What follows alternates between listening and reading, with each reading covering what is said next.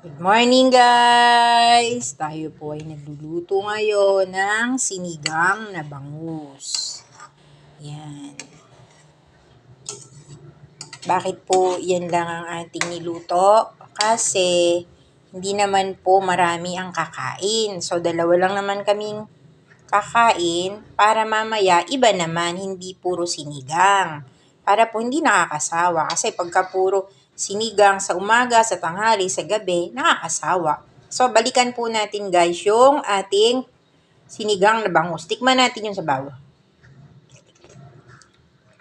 Ayan guys, ang sarap ng sabaw. Ayan.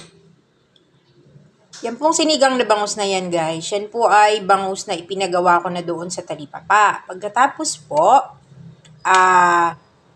hinugasan ko po yan ng suka at ng asin. Ayan o, masarap yung sabaw niyan guys.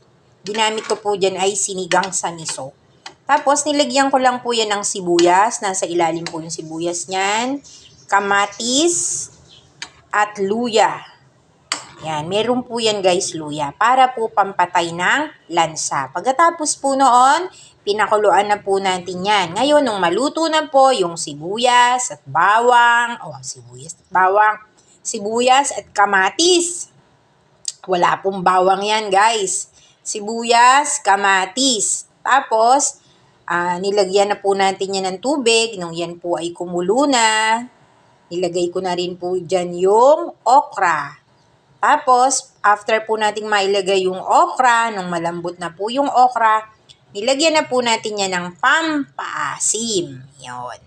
Kasi po, pagka inilagay na natin yung pampaasim, inunan natin yung pampaasim kaysa dun sa gulay, titigas po yung gulay. So, dapat po lutong-luto muna yung gulay.